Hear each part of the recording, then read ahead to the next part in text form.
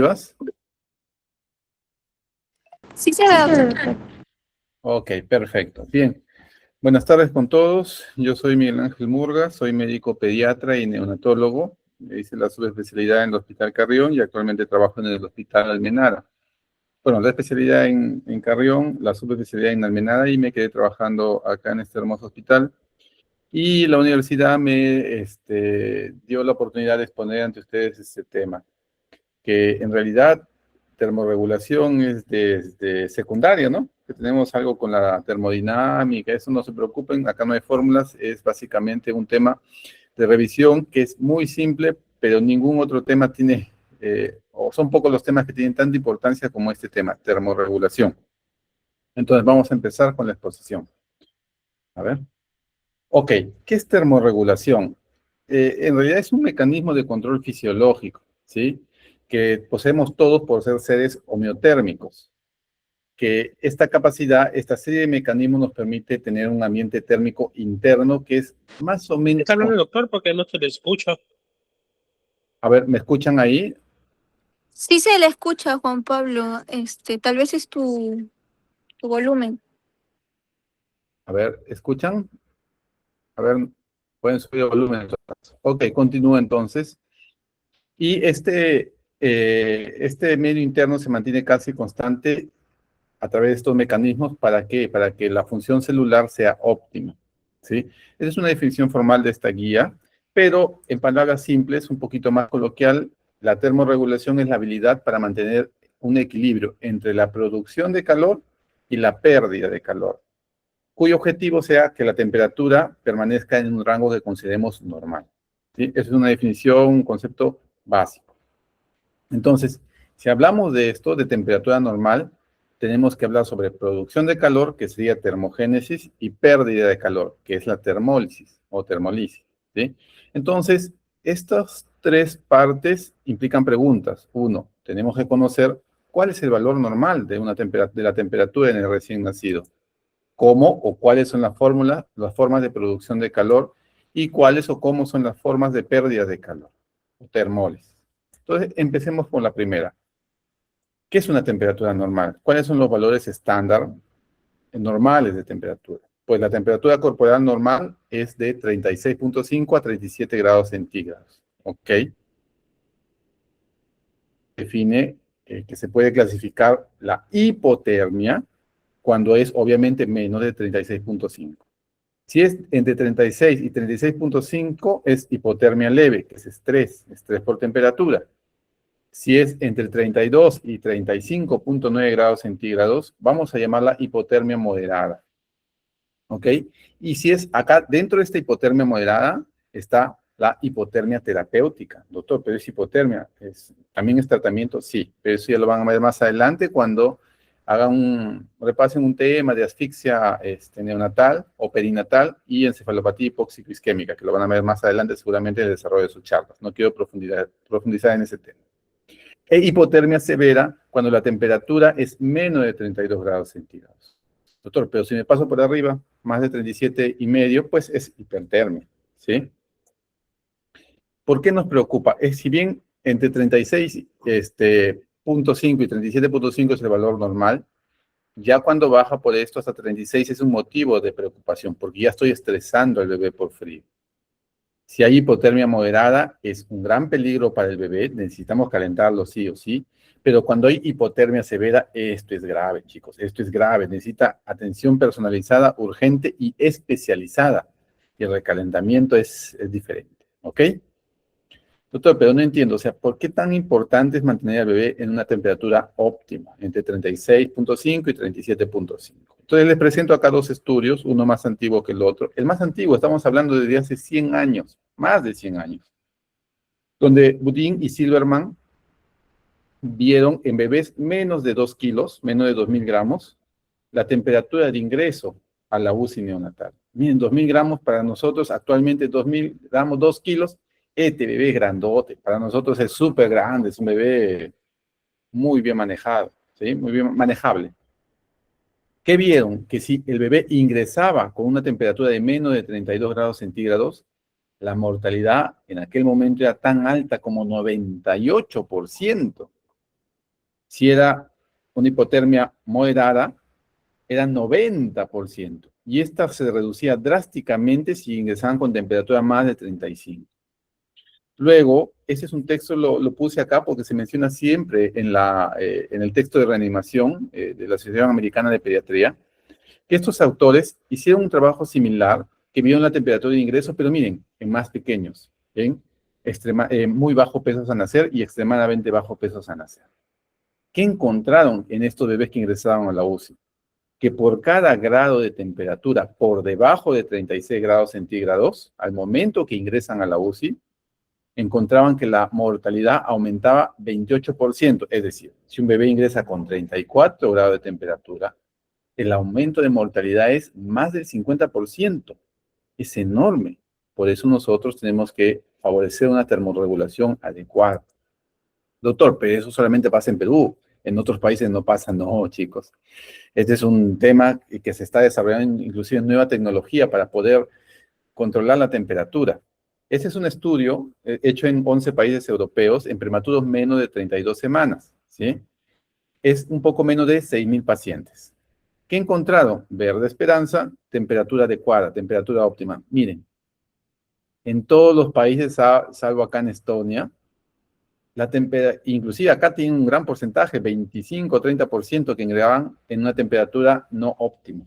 ¿Sí? Entonces, esto es importantísimo, todavía hay mucho que estudiar y avanzar en termorregulación. Doctor, pero ya, ingresa y lo caliento y ya está. O sea, si sobrevive las 24 horas ya no necesita mortalidad. No, chicos.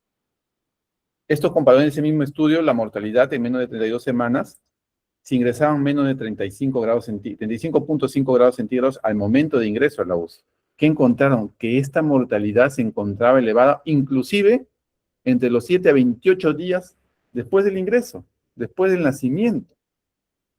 Entonces, tan importante es la termorregulación, favorecer que estos bebés ingresen a la UCI neonatal en una temperatura adecuada, sí, es muy importante. Esto es el texto de hace unos 6 meses que ha salido, 5 meses, es el texto de reanimación, la Guía Internacional de Reanimación Neonatal en esta parte, y da medicina basada en evidencia. ¿Qué nos sugiere? Mantener la normotermia. La temperatura debe ser mantenida en el bebé entre 36.5 y 37 grados centígrados. Si ingresa con hipotermia, se asocia a efectos adversos. Y por el contrario, si ingresa en hipertermia, en este caso lo define como temperatura más de 38 grados centígrados, se asocia a resultados adversos en recién nacidos. O sea, mantener la temperatura. Si está por debajo, efectos adversos. Si está así, encima, efectos también adversos. ¿Sí?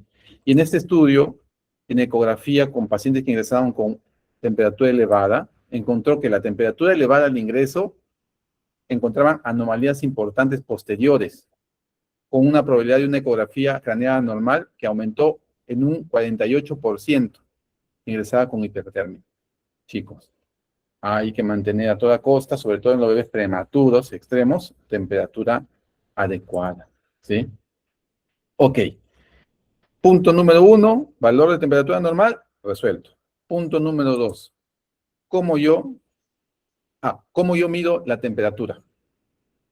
Doctor, ¿puede ser rectal? Sí, puede ser rectal, pero no se recomienda de manera rutinaria o frecuente. Es decir, doctor, yo, el paciente lo hospitalizo.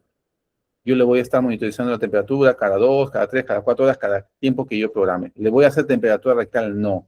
No se recomienda para temperatura como manera rutinaria, ¿sí? No, no es que no se pueda hacer, no se recomienda.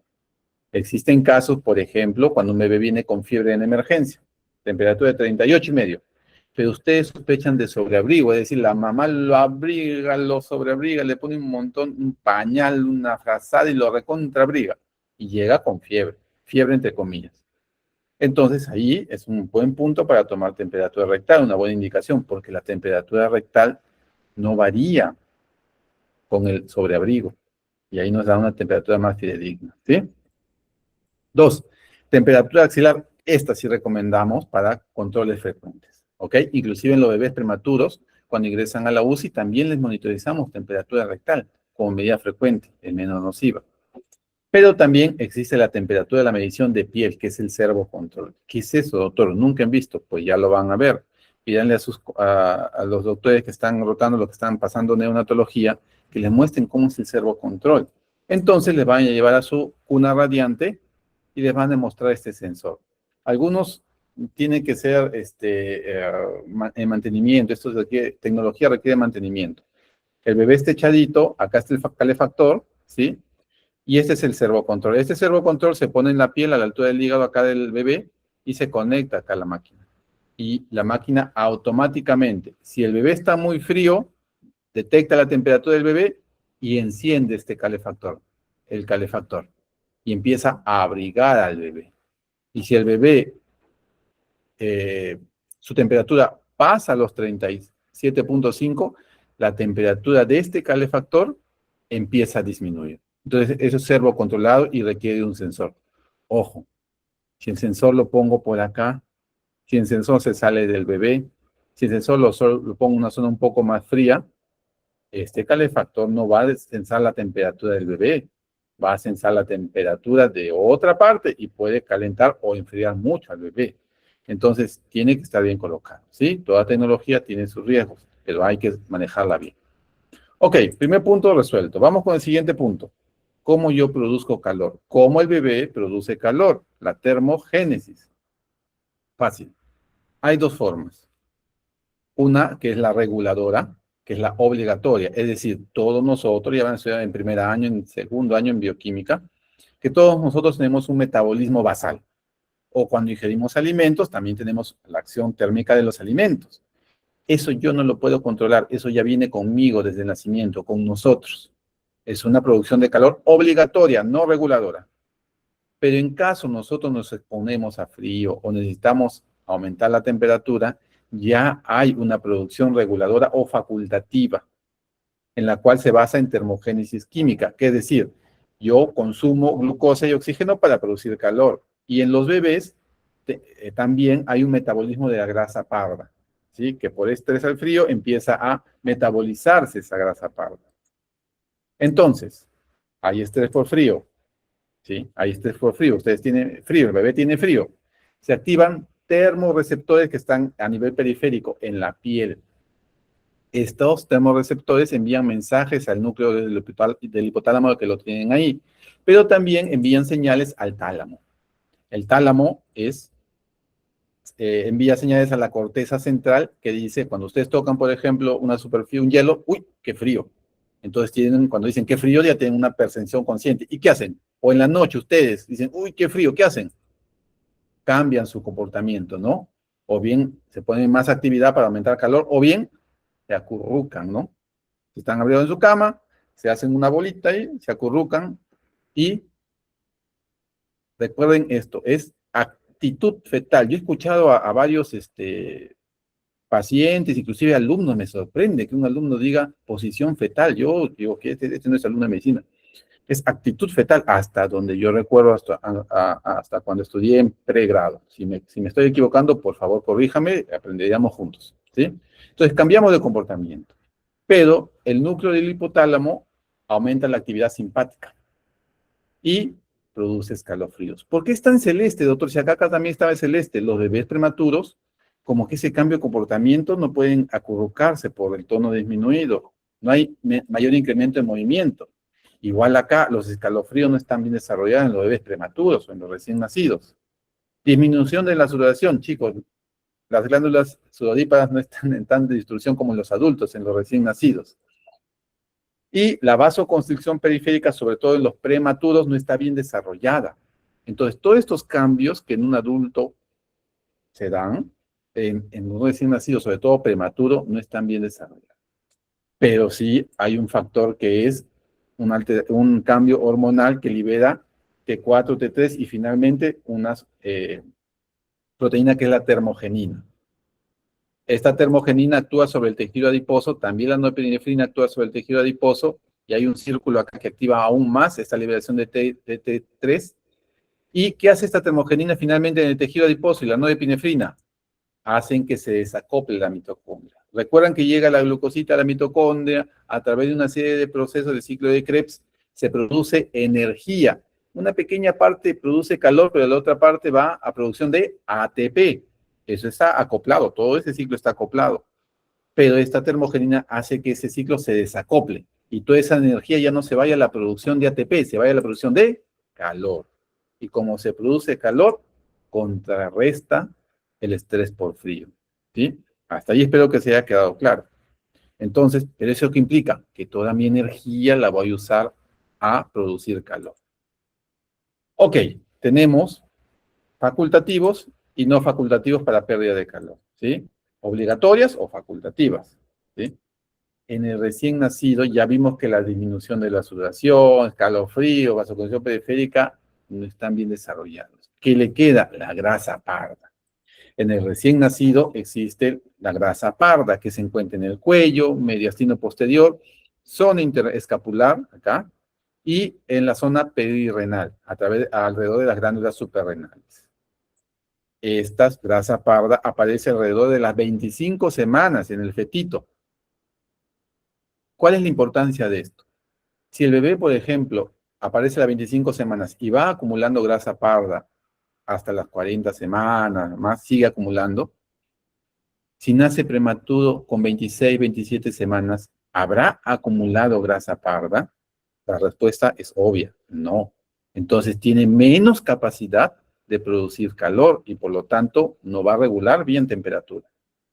Este tejido de la grasa parda se caracteriza por estar muy vascularizado y muy inervado. ¿Recuerdan que la noradrenalina también llegaba ahí? ¿Sí? Ok, vamos con puntos. ¿Qué nos queda? Pérdida de calor. ¿Cómo un bebé pierde calor? 4 mecanismos. O bien, cuando ustedes se van a dormir, su cama está fría, en invierno, hay frío. O bien, si abren la puerta, ¿no? Pasa aire y los enfría. O bien, si están mojados, húmedos, pierden calor. O bien, si el ambiente, las paredes están frías, pierden calor. Son 4 mecanismos de pérdida de calor. Vamos a revisarlos uno por uno. El primer mecanismo es conducción. Repito nuevamente, conducción con D de directo. Conducción con D de directo. Significa que esta pérdida de calor se produce cuando el bebé está en contacto, nuevamente, directo, D de directo, D de conducción, con objetos fríos. ¿Ok? Entonces, si pierde calor cuando yo pongo al bebé con objetos fríos, ¿cómo prevengo? Si yo voy a recibir en la cuna radiante al bebé, pues lo precaliento, al menos 30 minutos antes, ¿no? Si yo voy a pesar, y la alumna que subió a sala de operaciones para atender a ese bebé que rotó conmigo ayer, vio que cometió un error la enfermera y en conclusión todos cometimos el error. No cubrió la superficie de la báscula para pesar al bebé, ¿sí? Entonces ahí también pierde calor, si no calentó eso. Y obviamente, cambios de pañal. Si el pañal está mojado, obviamente pierde más calor porque se enfría eso. Doctor, pero si está mojado no se da evaporación. Sí, pueden haber varias formas de perder de calor. Pero si la orina sale, se enfría, está en contacto directo con el bebé, también pierde calor. La siguiente es convección. En los tiempos antiguos se decía B chica, ¿no? Hasta donde yo recuerdo. Actualmente mi sobrinito de primaria me corrigió y dice V. Ya no dice B chica, vas. V. ¿Con V de qué? De viento. Convección con V de viento. Es decir, el viento es un flujo de aire, pero también puede haber flujo de agua. ¿Sí? Agua, o sea, bañarlo. Cuando aire frío, un flujo de aire frío, circula alrededor del bebé, pierde calor. Obviamente, ¿cómo yo evito esto? Pues el ambiente tiene que estar caliente en sala de parto o una temperatura adecuada, no necesariamente caliente. Protejo que este flujo caiga, por ejemplo, en la cabecita del bebé, le pongo un gorrito, ¿ok? Con la alumna que vimos ayer, siempre bueno, estamos ingresando a una nueva sala de operaciones que yo nunca he ingresado. Ha habido problemas en nuestra sala de operaciones, se están remodelando y nos han designado otra sala de operaciones que es en otro lugar donde no conozco dónde apagar el aire acondicionado, inclusive todavía no sabíamos. Entonces el aire acondicionado estaba encendido y no sabía. Ya para la siguiente cirugía, lamentablemente no, la alumna no estaba ahí. Ya encontré dónde se apaga el aire acondicionado y pedí al anestesiólogo y le solicité también a la enfermera. Las enfermeras nos ayudan bastante que apaguen el aire acondicionado, ¿sí? ¿Para qué? Para que no haya flujo de aire frío. Si está en una incubadora, pues cierro las ventanitas, mantengo las ventanillas cerradas, ¿sí? Y si tiene alguna fuente de oxígeno de flujo a través de las fosas nasales, el tubo de traquea, que también el flujo de aire que va hacia los pulmones, lo caliento y lo humidifico, ¿ok? Si va a recibir oxígeno. Evaporación. Acá no necesitan, creo que no necesitan nemotecnia, ¿no? Si un paciente está mojado, está húmedo, ¿ok? Esa superficie caliente empieza a evaporar el agua que está en su cuerpo y por lo tanto pierde calor. Y sobre todo si hay aire seco. ¿Cómo prevengo? Obviamente, seco al bebé rápidamente. Recuerden a los alumnos que les enseñé, case, case, ya lo van a aprender en la atención inmediata. Case, case, la mnemotecnia. Calor, secado, cabeza, que es posición de vías aéreas, y secreciones y estimulación. Mnemotecnia simple. Sequen al bebé, ¿sí? No lo bañen, no lo bañen, porque humedad también significa que puede evaporar. Eso se puede retrasar 24 horas. Al grupo de Almenara les envié la guía de atención inmediata al recién nacido, publicada en 2024 de MINSA. Está libre, lo busquen en internet, en Google, lo googlean rápido, sino directamente del portal de MINSA. Descarguen y leanlo. También hace esta recomendación. Cambien rápidamente. Si se moja la cama, cámbienla, obviamente. Doctor, pero ahí también dice calentar y humidificar la mezcla de oxígeno. ¿No era también en la recomendación anterior? Sí, puede haber. Si el flujo de aire es caliente, perfecto, no pierdo calor por aire, por flujo. Pero si está seco, también mis fosas nasales lo va a secar o mis vías aéreas lo va a secar. Por lo tanto, si doy oxigenoterapia, independiente sea invasiva o no invasiva, tengo que calentarla y humidificarla. No puedo darlo seco. Y finalmente, radiación. Recuerda, esto me hace acordar a nuestros abuelitos. Bueno, no sé si sus abuelitos usaban esa frase, o sus mamás, o alguien que ustedes conozcan. Abrígate, te va a pasar el frío. Sabia deducción de nuestra abuelita que usaban su medicina basada en la experiencia. Muy sabios. Pero luego comprendemos ya como médicos que no nos pasa el frío, sino que nosotros como cuerpos calientes, como agentes calientes, irradiamos calor hacia una parte fría. Ustedes cuando, por ejemplo, hace frío y ponen en una luna cuando está ya invierno, no sé, ponen su mano cerca a una ventana, a un vidrio.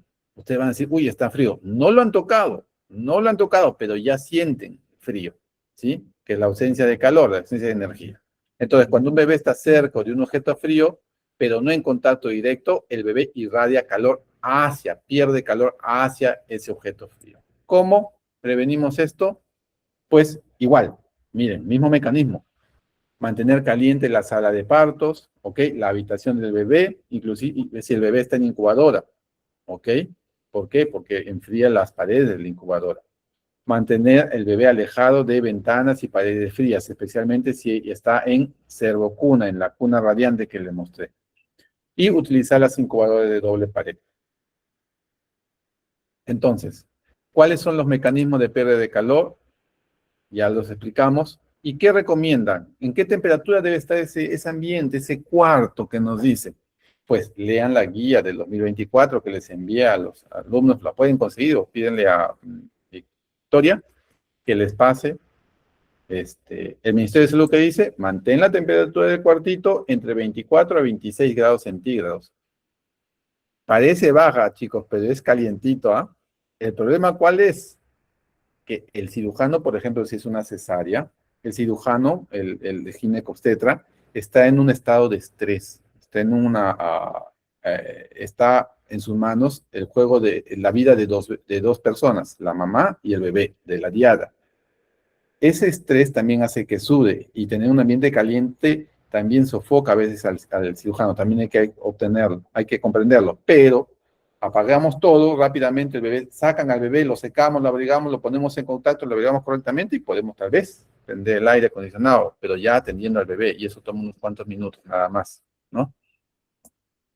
Existe el texto de reanimación neonatal que también para quienes está gratuito, por ahí lo he visto, ¿Qué dice esto? Temperatura ambiental entre 23 y 25 grados centígrados. Pero también existe la Asociación Europea. ¿Qué recomienda? Igual, 23 a 25 grados centígrados. Pero, en menores de 28 semanas, recomienda tener la temperatura más de 25 grados centígrados. No se hagan problema, chicos. Yo les voy a tomar esto. ¿Cuál es la temperatura recomendada? Según el Ministerio de Salud, 24 a 26 grados centígrados la temperatura. Eso se lo digo, ya le liberé una pregunta del examen, tal vez. Y si se quedan al final, les voy a liberar una pregunta también del examen, ya que es fácil, pero van a ver. Ok, doctor, pero ¿mediante qué mecanismo perdemos más calor? Radiación, convección, evaporación, conducción. Chicos, eso depende. Usualmente, depende de la temperatura ambiental. Usualmente la mayor forma de pérdida de calor es a través de radiación en estas temperaturas. Pero cuando el ambiente se pone un poquito más caliente, 36 grados ya es bastante caliente, pasa a ser la evaporación la siguiente pérdida de calor. ¿Sí? De manera general, radiación. Ok, doctor, pero ¿por qué ponemos la cabecita, abrigamos la cabecita del bebé, la cubrimos con un gorrito? Es un esenciales por la superficie relativa. Si ven acá, el adulto tiene menos superficie relativa en comparación del peso. No entiendo, doctor, explíqueme. Perfecto. Forma práctica. Su mamá, cuando tiene un bebé, o no sé si han visto si su tía, sancocha un huevito para su niño, ¿sí? Sancocha un huevito, lo pela. ¿Qué hace para que se enfríe más rápido? Lo corta en 4 partes, ¿no? Y ¡pum! Se abren las partes. Comparemos. Un huevito lo pelan y lo dejan ahí sin cortar, y otro huevito que está cortado, pelado y cortado. ¿Cuál se enfría más rápido? Ambos tienen el mismo peso, ¿no? Pero ¿cuál se enfría más rápido? El huevito o papita, lo que quieran, que está cortado, ¿no? ¿Pero por qué? Porque si bien tienen el mismo peso, la superficie que está en contacto con el medio ambiente, que es más frío, es mucho mayor en el huevito que está cortado. Por eso pierde calor más rápidamente. Igual, un bebé prematuro tiene la superficie corporal en comparación de su peso es mucho mayor que un adulto. Por eso pierde rápidamente calor. Entonces, el sufrimiento por frío tiene varias consecuencias. Uno, para mantener la temperatura va a consumir oxígeno. Este consumo de oxígeno va a provocar hipoxia y la hipoxia acidosis. Obviamente, van a consumir glucosa. El consumo de glucosa produce liberación de ácido láctico que favorece la acidosis. Y también el consumo de glucosa que puede conseguir hipoglicemia. Esto tiene que compensar con un aumento para aumento de consumo de oxígeno tiene que aumentar la frecuencia respiratoria. Es por eso que ustedes van a ver, cuando estén llevando neonatología, nace un bebé y está con un poquito de estrés, lo que dice el médico, que dice, abrígalo, y vamos a ver cómo va. Y lo abrigan y cede el estrés, porque la temperatura baja, ¿sí? Hace que el bebé consuma más oxígeno y parezca que tenga estrés. Es que no lo estamos acomodando bien, abrigando bien. También produce la disminución de la producción de surfactante, el colapso alveolar, y esto podría abrir el conducto arterioso, y obviamente la disminución de surfactante produce más distrés respiratorio, mayor consumo de oxígeno, mayor consumo de glucosa para compensar el distrés. Es un círculo vicioso.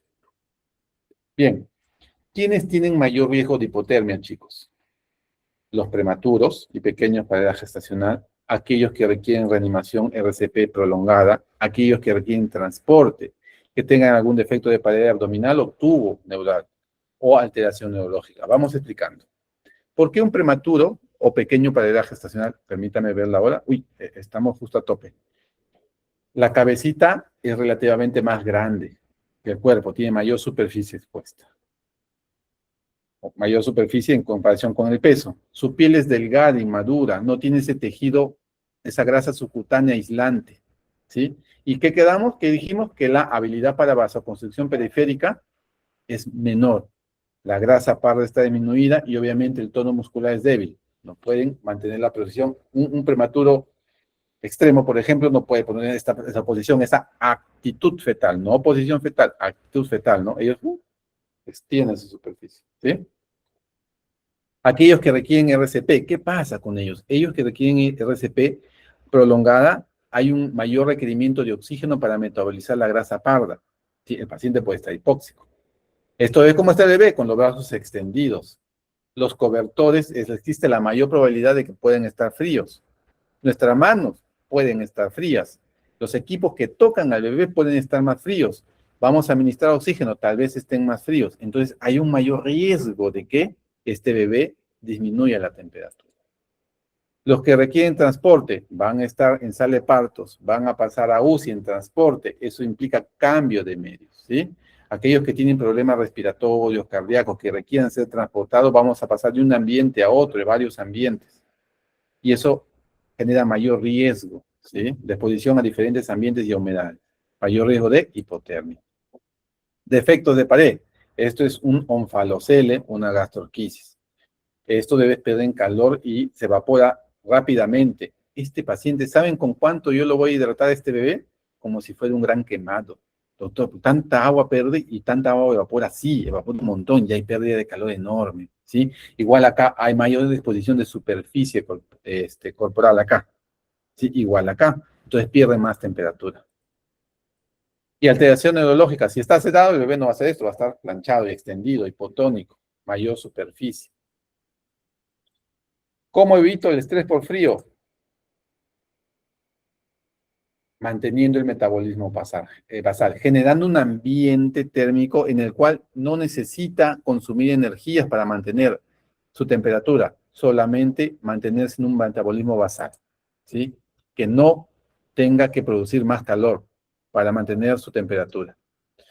¿Qué significa esto? Esto tiene un nombre, mantener al bebé en una zona térmica neutral o zona de confort, ¿sí? Esto es la zona de confort. Acá, esta temperatura o zona, el rango de temperatura en la cual el bebé, las condiciones térmicas son las mejores para un consumo mínimo de oxígeno. ¿Ok? Estas temperaturas, estas condiciones van a permitir que las demandas metabólicas sean las mínimas. ¿Ok? Si esta temperatura yo enfrío mucho al bebé, el bebé va a pasar por estrés y finalmente va a aumentar el consumo de oxígeno, se van a desabastecer de glucosa, de energía que tiene el bebé, pérdida de conciencia, disminución de respiración, disminución de frecuencia cardíaca, disminución de la presión arterial y la muerte. Es muy peligroso, chicos. La OMS da una cadena de calor. A ver, permítanme la hora.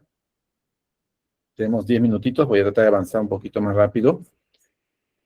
Sala de partos caliente. Secado inmediato del bebé. Contacto piel a piel, que es fundamental, sobre todo en los partos vaginales. ¿En cesárea se puede hacer? Sí, se puede hacer. Lactancia materna que promueve contacto directo con la mamá. No lo bañen inmediatamente, retrasen el baño al menos 24 horas. Hay unas indicaciones, según la norma de atención que deben leer para baño del bebé, sí, hay indicaciones. Por ejemplo, hijo de madre con VIH. Ropa adecuada, previamente calentada. La relación madre-hijo no se debe perder, tiene que estar juntos. Adecuado transporte neonatal y reanimación adecuada. Todos estos pasos no sirven si el personal que atiende al bebé no está formado y sensibilizado en esto. Ustedes no van a hacer lo que no saben. Por eso todos tienen que orientarlos y por eso la importancia de esta charla. Tan importante, ya me la estoy creyendo, doctor, que es importante. Sí, sí. El texto de reanimación neonatal habla una parte de un capítulo sobre reanimación y la termorregulación. Y es más, esta guía, que es la guía europea, que ha sido traducido gracias a uno de los doctores, la guía europea está libre, pueden verla. Ese es el algoritmo europeo de reanimación. ¿Qué dice acá? En toda la extensión del algoritmo de reanimación neonatal, mantenga una temperatura normal. ¿Sí? Conclusiones, chicos, conclusiones y ya finalmente para 5 minutos para acabar, para respuestas, preguntas y respuestas. La temperatura corporal normal es de 36.5 a 37 grados centígrados. Se debe evitar la hipotermia y la hipertermia.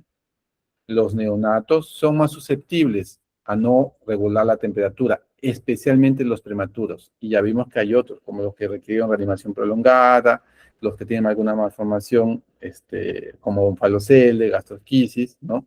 Mielomeningocele. Los mecanismos de pérdida de calor son 4.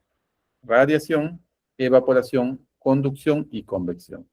Y nuestros esfuerzos deben ser suficientes para mantener al paciente en un ambiente térmico neutro. ¿Sí? Gracias, chicos. ¿Hasta ahí alguna pregunta? ¿Algo que les haya quedado en duda? Doctor, Dime. yo, por ejemplo, no entiendo mucho lo de la superficie corporal porque en mi lógica un prematuro es más chiquito que un adulto. Entonces, esa parte me confunde, que usted dice que el prematuro tiene más superficie corporal que un adulto. ¿Esa parte me la podría explicar? Claro. Por ejemplo, la cantidad de piel, la extensión de la piel. A ver, acá está. En un adulto, si yo comparo por cada kilo de peso la cantidad de área que tengo en centímetros, yo divido. Si yo fuera capaz de medir el área de su área, por ejemplo, superficie corporal, esto me va a salir aproximadamente 250. ¿Sí? 250. ¿Ok? Pero en un recién nacido prematuro, si yo dividiera la superficie en comparación de su peso, por ejemplo, si yo divido entre 0,5, ¿qué va a pasar con la superficie corporal?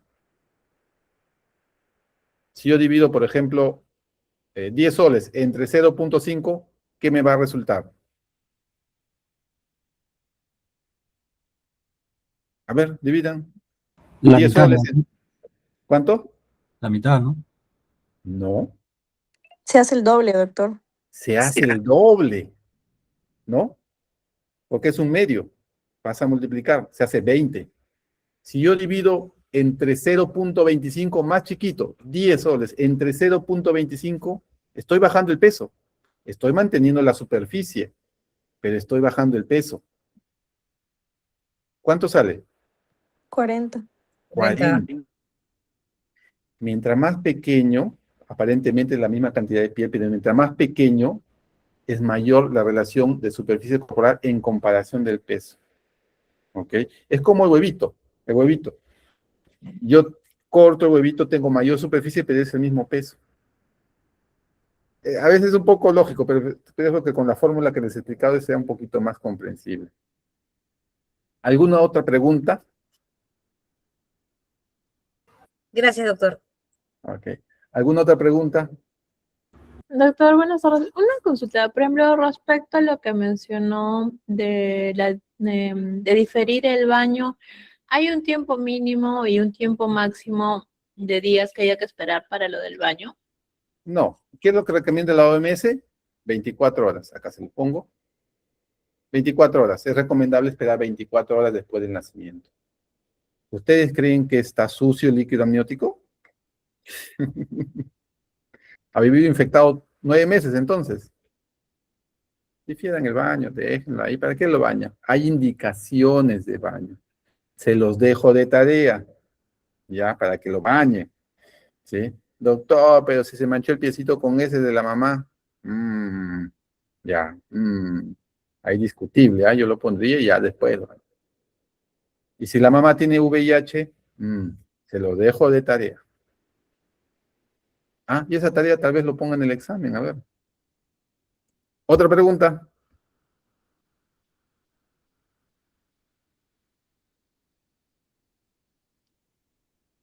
Bien, doctores, son 3:26. Damos por terminado la clase para que no interrumpir con la clase de la siguiente ponente. Nos vemos mañana a la misma hora para la charla de lactancia materna, que es simple, pero muy importante también. Nos vemos, doctores. Hasta luego. Gracias. Hasta luego, doctor. Gracias. Gracias, doctor. Gracias, doctora.